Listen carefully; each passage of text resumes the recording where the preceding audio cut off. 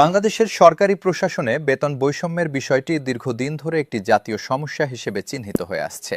একই সরকারের অধীনে কাজ করা দুজন কর্মচারীর মধ্যে বেতনের যে বিশাল ব্যবধান বিদ্যমান, তা শুধু আর্থিক অসাম্যের চিত্রই তুলে ধরে না, বরং প্রশাসনিক কাঠামোর গভীরে প্রথিত একটি কাঠামোগত দুর্বলতাকেও উন্মোচন করে। দীর্ঘ বছর ধরে নিম্ন গ্রেডের কর্মচারীরা যে বৈষম্যের শিকার হয়ে আসছিলেন, নবম পে স্কেল প্রণয়নের মধ্য দিয়ে সেই বৈষম্য দূর করার একটি ঐতিহাসিক সুযোগ এসেছে।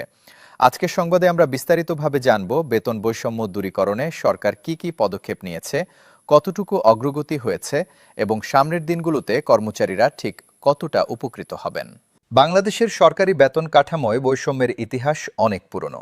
স্বাধীনতার পর থেকে বিভিন্ন সরকার বিভিন্ন সময়ে পে স্কেল ঘোষণা করেছে, কিন্তু প্রতিটি পে স্কেলেই উচ্চ ও নিম্ন গ্রেডের কর্মচারীদের মধ্যে বেতনের ব্যবধান ক্রমশ বাড়তে থেকেছে।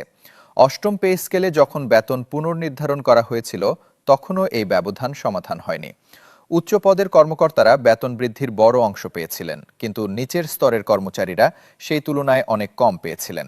এর ফলে বছরের পর বছর ধরে একটি বিশাল বেতন বৈষম্য তৈরি হয়েছে, যা এখন চরম আকার ধারণ করেছে।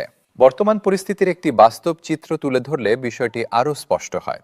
বাংলাদেশ সরকারের সর্বোচ্চ গ্রেডের একজন কর্মকর্তার বেতন এবং সর্বনিম্ন গ্রেডের একজন কর্মচারীর বেতনের অনুপাত এখন এত বেশি যে এটি দেখলে যে কেউ চমকে উঠবেন।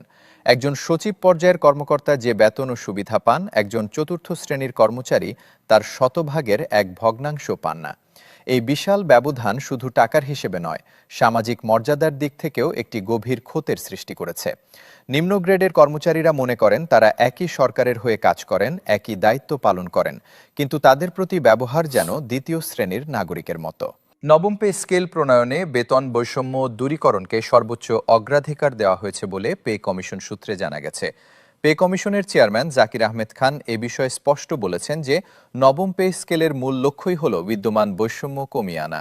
তিনি জানান, পে কমিশন তার কাজের শুরু থেকেই এই বৈষম্যকে প্রধান চ্যালেঞ্জ হিসাবে চিহ্নিত করেছিল এবং সেই চ্যালেঞ্জ মোকাবেলায় একটি বিজ্ঞানসম্মত পদ্ধতিতে নতুন বেতন কাঠামো তৈরি করা হয়েছে। নিম্ন গ্রেডের কর্মচারীদের বেতন বৃদ্ধির হার উচ্চ গ্রেডের তুলনায় বেশি রাখা হয়েছে, যাতে ধীরে ধীরে এই ব্যবধান সংকুচিত হতে পারে। বেতন বৈষম্য দূরীকরণের প্রশ্নে সিলেকশন গ্রেড ও টাইম স্কেল পুনরুদ্ধারের বিষয়টি অত্যন্ত গুরুত্বপূর্ণ ভূমিকা পালন করবে।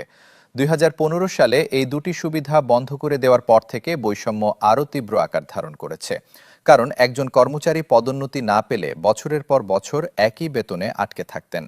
উচ্চ পদের কর্মকর্তারা নিয়মিত